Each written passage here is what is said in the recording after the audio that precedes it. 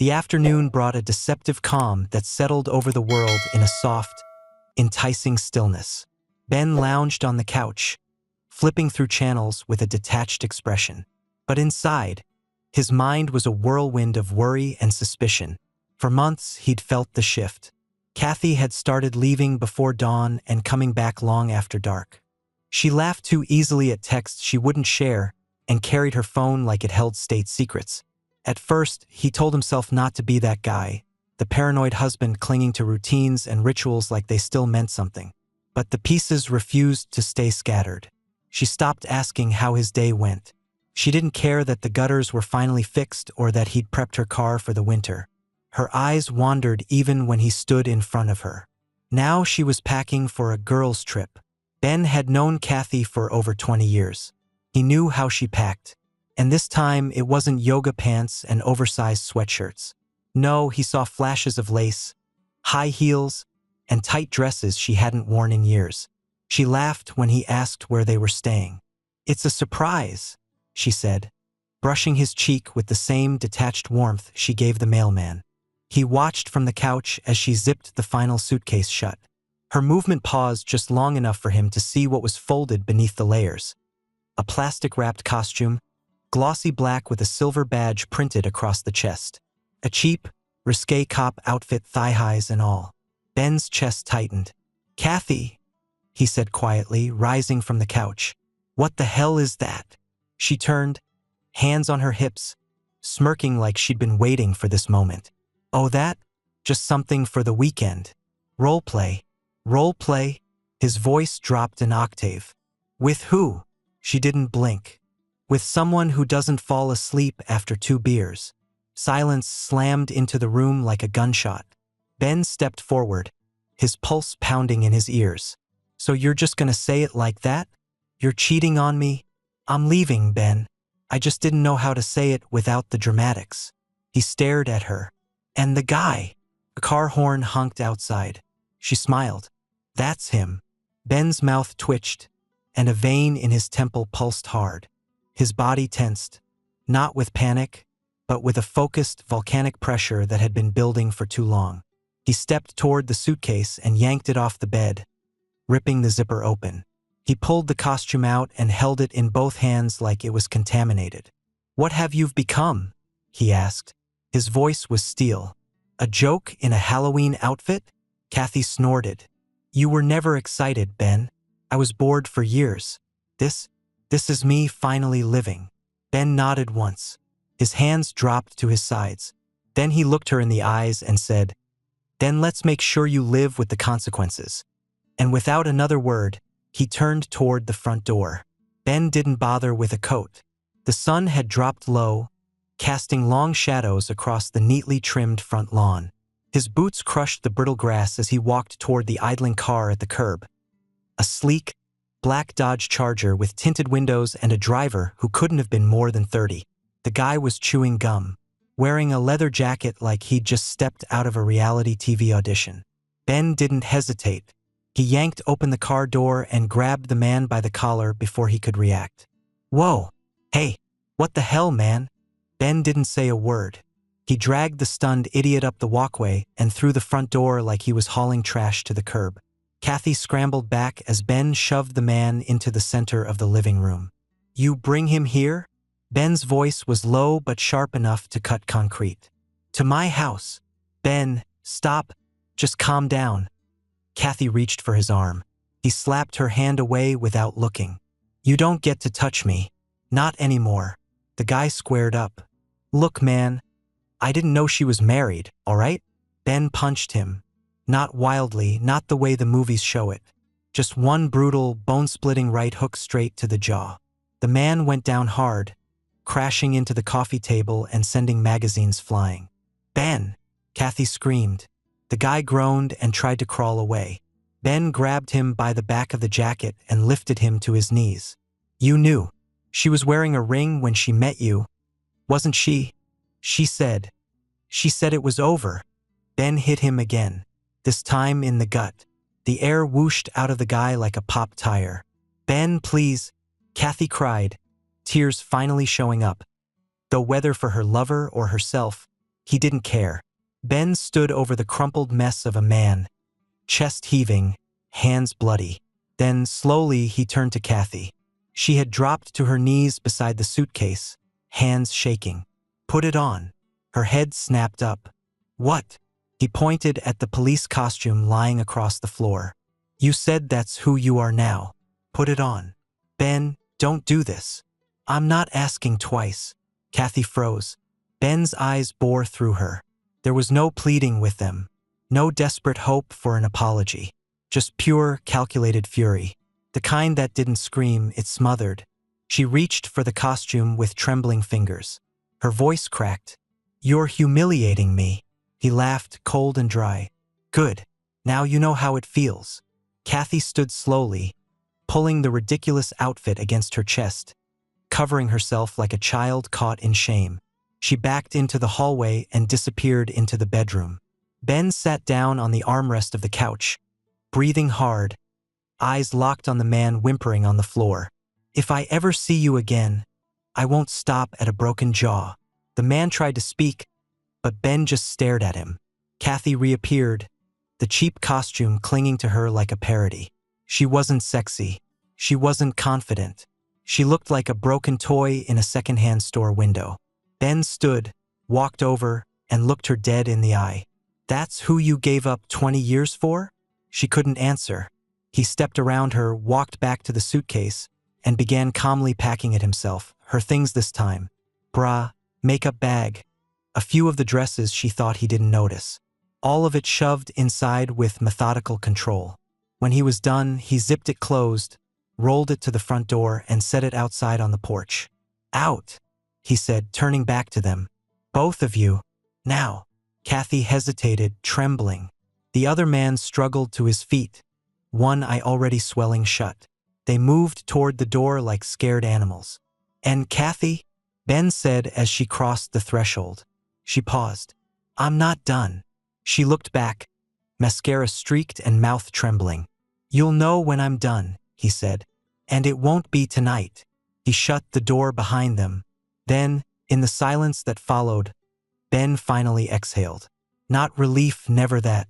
Just the beginning of something colder, something deeper than rage. The house was a mess. Shards of glass underfoot, a toppled chair in the corner, flecks of blood on the living room rug. Ben didn't look at any of it. He walked to the kitchen, opened the drawer beside the fridge, and pulled out the prepaid burner phone he'd bought 2 months ago, back when his gut told him something was off. He dialed 911. "Yes, I need to report a domestic disturbance. 2 trespassers refused to leave my property and it turned violent. One of them might need medical attention." The dispatcher asked questions. Ben answered in a calm, practiced tone, like someone who'd already rehearsed every line, like someone who didn't want justice but documentation. "Name?" He paused. "Ben Turner." The moment the call ended, Ben tossed the burner into the sink and turned on the garbage disposal. The plastic cracked and sputtered until it was nothing but a chewed-up memory. Upstairs, he opened the closet and pulled out a duffel bag he'd packed weeks ago, just in case. 2 changes of clothes, travel documents, a money clip with 15 grand in cash. Passport. No pictures. No keepsakes. Everything sentimental was already tainted. As he changed his shirt, he glanced at the framed wedding photo on the dresser. He walked over, picked it up, and stared. Kathy had looked beautiful back then, but now all he saw was a smirk, a lie dressed in white. He turned the frame over and pulled out the photo. Then he folded it neatly in half, creased it right through her face, and tucked it in the drawer without the frame. Downstairs, red and blue lights began to flash through the windows. Sirens followed, cutting through the stillness like a bone saw. Ben moved with purpose. Out the back door, down the alley, into his old pickup parked 2 blocks away. He slid behind the wheel, started the engine, and didn't look back. The drive to the airport was silent, steady, deliberate. He didn't blast music, didn't take phone calls, just let the headlights carve a tunnel through the night, mile after mile, his jaw set tight. He parked long-term and walked into the terminal like any other business traveler. Button-down shirt, dark jeans, no luggage that would slow him down. His destination? He didn't know. I didn't care. He pulled up the flight board. Panama City. Lisbon. Belize City. He picked Belize. Direct. Leaves in 45 minutes. At the check-in counter, he slid his passport and ticket forward. The clerk smiled and said, "Enjoy your trip." He didn't answer. An hour later, the plane lifted off. As the city lights shrank into darkness beneath him, Ben stared out the window. He didn't feel free. He didn't feel victorious. But he felt clean. For the first time in months, maybe years. Back home, Kathy was probably screaming at the cops or crying on the porch. Maybe both. Let her explain the broken furniture and bruised lover. Let her try to spin her way out of the hole she dug. Ben wasn't going to argue anymore. He wasn't going to play the victim or the hero. He was just done. And when she realized how much he'd taken with him, documents, savings, the deed transfer, she never saw him slip into the lawyer's office 2 weeks ago. Then she'd understand what real abandonment felt like. This wasn't a man storming out of a house in a fury. This was a man who planned his exit like a fireman tracing the escape route before the flames ever started. Ben leaned back in his seat and closed his eyes, the low drone of the engine lulling him towards sleep. There'd be hell waiting on the other side of this. Paperwork, lawyers, maybe headlines. But for now, he was airborne, and she was grounded. Ben Turner rented a shack at the edge of the jungle, 300 feet from the ocean, and 10,000 miles from everything that used to matter.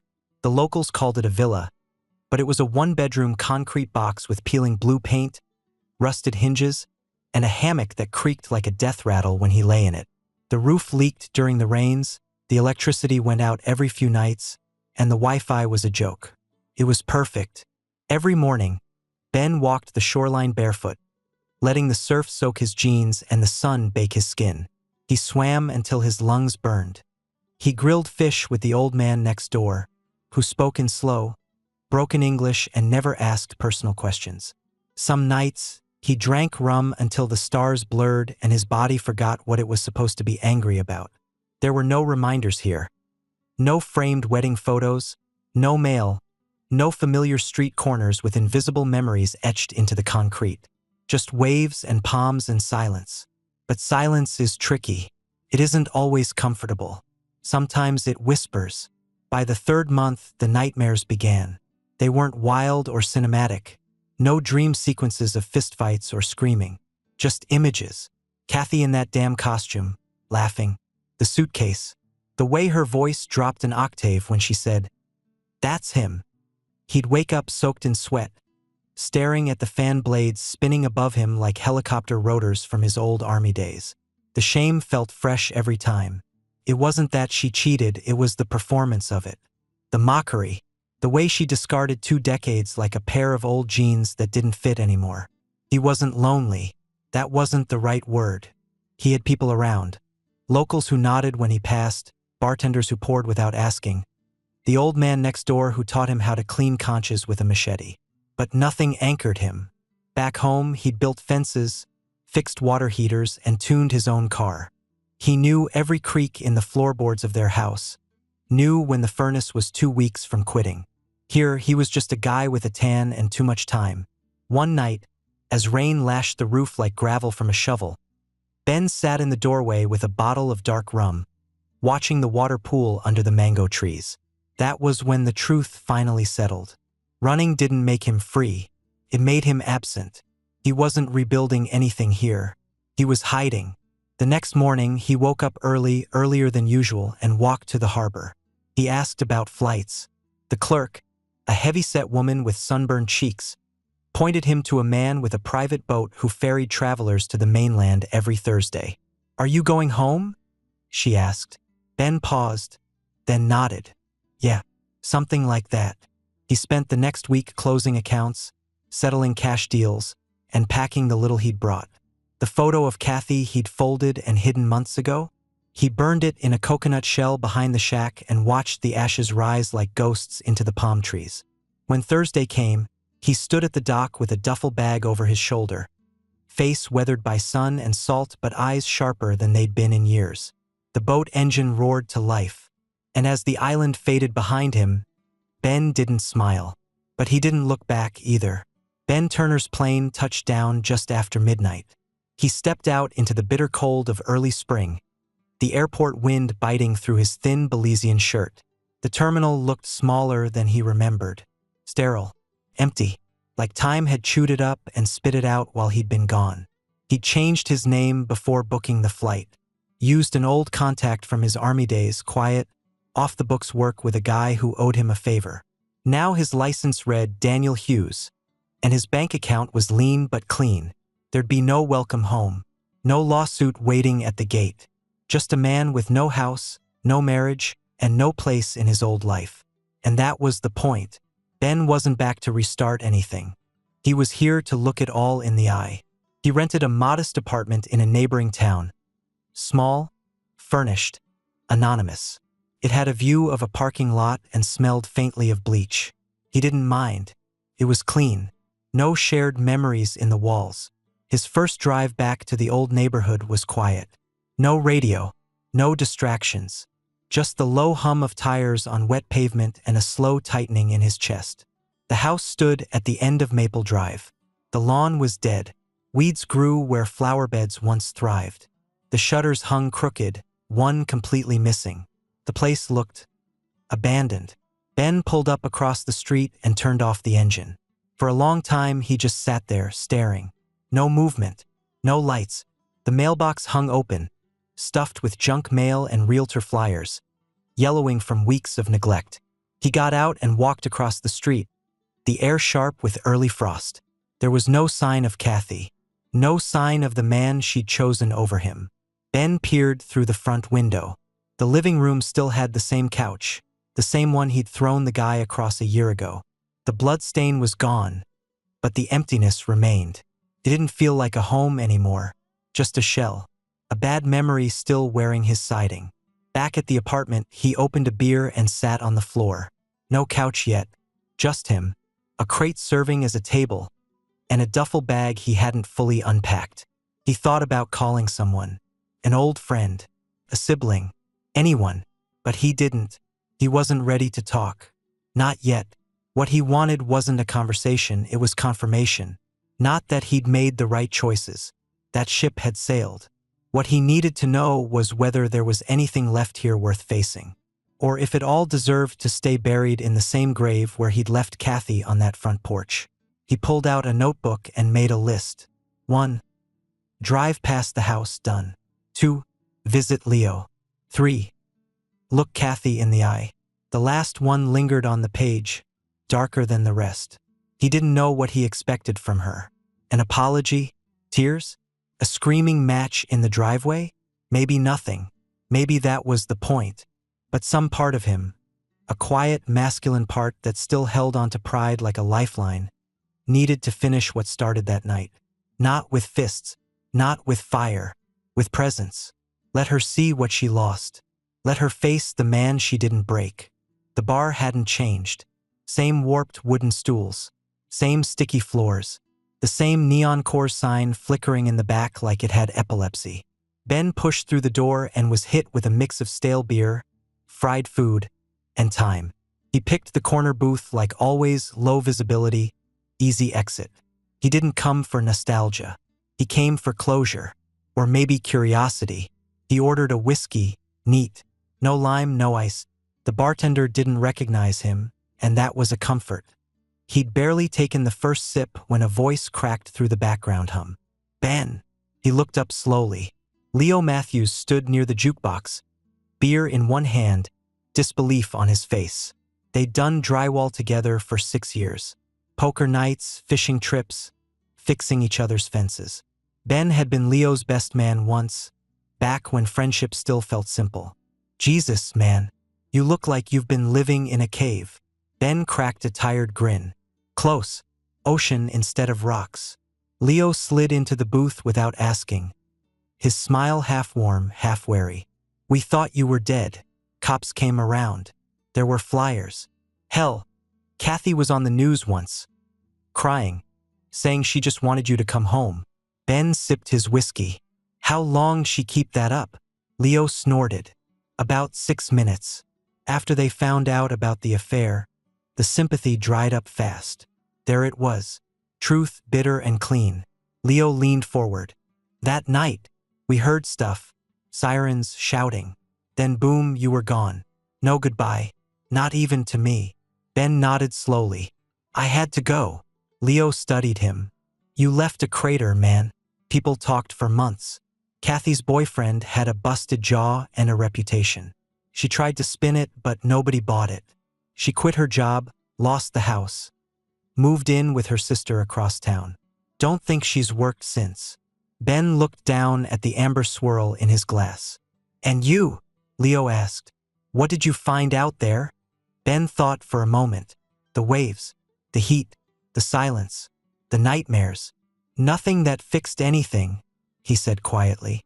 Leo raised his beer. You look better now than you did back then. Stronger. Meaner too. Ben smirked. Maybe just more awake. They sat in silence for a moment, two men orbiting the same broken planet. Leo tapped the rim of his glass. You gonna see her? I have to. You looking for payback? Ben shook his head. I already took that. This is different. Leo exhaled and leaned back. Hell, if anyone earned a quiet confrontation, it's you. Ben stood, dropped a 20 on the table. Good to see you, Leo. You too, brother. Ben hesitated at the door. Hey, thanks for not asking where I went. Leo shrugged. Didn't need to. I figured wherever you were, it was better than where you left. Outside, the cold is a bit harder than before. But Ben's steps were firmer. He wasn't lost anymore, just added. Ben stood in front of the modest brick home on Hillside Avenue, gripping the railing as if it might collapse under the weight of what came next. Kathy's sister's place looked like it hadn't seen a man's touch in years. Fading shutters, chipped paint, a crooked mailbox barely hanging on. There were 2 flower pots on the porch, both empty, like someone had once tried to make it feel like home, then gave up halfway. He rang the bell. No footsteps, no movement. Just when he was about to walk away, the door opened. Slowly, cautiously, Kathy stood in the frame. She looked 10 years older. Thin, pale, the vibrance in her face drained like water from a cracked glass. Her hair was pulled back in a loose bun, but the roots showed gray. No makeup, no performance. For a long beat, neither said a word. Then she whispered, Ben. He nodded once. Her eyes filled with something complicated. Not joy, not fear, but recognition. That same look you give a mirror you forgot was still on the wall. You want to come in? She asked, voice brittle. He stepped inside. The living room was small, clean, suffocating in its silence. Family photos of her sister's kids lined the mantel. None of Kathy. Not one. She motioned toward the couch. He sat. She stayed standing like she was afraid to share the same space. Why now? She finally asked. I wasn't ready until now, he said. To face it. Or you. She nodded. I figured you'd kill him. Ben looked at her. I wanted to, he said plainly. I didn't because I didn't want prison more than I wanted revenge. Her mouth twitched, almost a smile. You always were the rational one. No, Ben said. I used to be the loyal one. That landed. Kathy sat down across from him. Not beside. Across. Like 2 lawyers on opposite sides of a settlement table. I don't expect forgiveness, she said. I wouldn't give it either. Then why'd you do it? Kathy closed her eyes. I don't know. That's the truth. I was bored. I was selfish. I wanted to feel like I still mattered to someone. He made me feel seen. Until I realized he only saw what he wanted. Ben stayed quiet. She went on, her voice barely above a whisper. I thought you were too dull, too predictable. But after everything, after you left and I lost everything, I saw it for what it was. You weren't dull. You were dependable. And I threw it away because I mistook comfort for failure. A long pause settled between them. Ben leaned forward, elbows on knees. You humiliated me. Not just with the cheating, but the way you handled it. You flaunted it, mocked me, like I was some old dog too stupid to know I'd been replaced. Kathy's eyes brimmed. I was cruel. I know. I hated myself afterward, but by then, there was no one left to tell it to. Ben exhaled slowly. I wanted to forget you. I ran thousands of miles. Tried drowning you in rum, waves, and silence. Did it work? He shook his head. No, you were always there. Every quiet moment, you were there. She looked down. I don't know how to fix this. We're not fixing anything, he said. This isn't about rebuilding. It's about understanding. I needed to know if you were still the woman who laughed while I bled. She finally met his gaze. I'm not. Not anymore. He stood. I believe you. She stood too, slower than him, as if unsure she deserved to be on equal ground. I'm sorry, Ben, she said. I'm sorry I didn't just hurt you. I erased you. He nodded once. And I'm sorry I let you live that lie as long as I did. I should have walked away the first time I felt it shift. That was my mistake. I won't make it again. He walked toward the door, his steps calm, unburdened. At the threshold, she called after him. Are we done? Ben paused. Almost, he said. One more conversation. In the park. Sunday. Noon. She blinked. Why? Because goodbyes deserve more than tears and echo chambers. And then he left. Sunday came with a stillness that felt earned. Ben sat on a bench near the pond, where the willow trees bowed gently over the water. It was the same park where he and Kathy used to bring coffee on quiet mornings. Years ago, before words like divorce or betrayal ever passed between them. Ducks drifted across the surface, the occasional child's laughter echoing in the distance. The world kept moving, unbothered by what two broken people were about to say. He wore his work boots, not for style but because they grounded him, because they reminded him who he was before the storm. Kathy arrived just after noon, wrapped in a gray coat too big for her, hair pulled into a low ponytail. No makeup, no mask. She looked like herself, just older, quieter, more aware. Ben didn't stand. He just gestured to the empty space beside him. She sat without a word. For a while, they just listened to the wind. I kept waiting for you to scream at me, Kathy said softly. All those months, after everything, I deserved it. Ben didn't look at her. I already screamed, just not out loud. She nodded slowly. I heard it anyway. Another pause. I'm not here to fix anything, he said. We're not rebuilding. We're not starting over. I just didn't want to end it with a slammed door and a bruised face. I'm grateful, she whispered, that you came back, that you let me say it. Ben turned to her. You were my wife, my home. I built everything around that, and you lit it on fire with a smile. Kathy's voice cracked. I thought I wanted to be someone else. I didn't realize what I was trading away until it was gone. Ben nodded. I know. They sat in silence again. No tears, no raised voices, just the slow unwinding of a rope that had been pulling both of them under for too long. I'm leaving again, he said. Different place, new names staying, just farther away this time. Not running, just done. Kathy looked at her hands, clasped tightly in her lap. Do I get to know where? He shook his head. No, but you'll know I'm okay. She didn't argue. She didn't beg. And that, more than anything, told Ben she'd finally understood. He stood and slipped something onto the bench between them. A small, folded piece of paper. She picked it up, hesitating. It's not a letter, he said. Just a quote. From something I read on the island. He walked away as she unfolded it. In plain block letters, it read, Some people come into your life to be your lesson, not your future. She watched him go.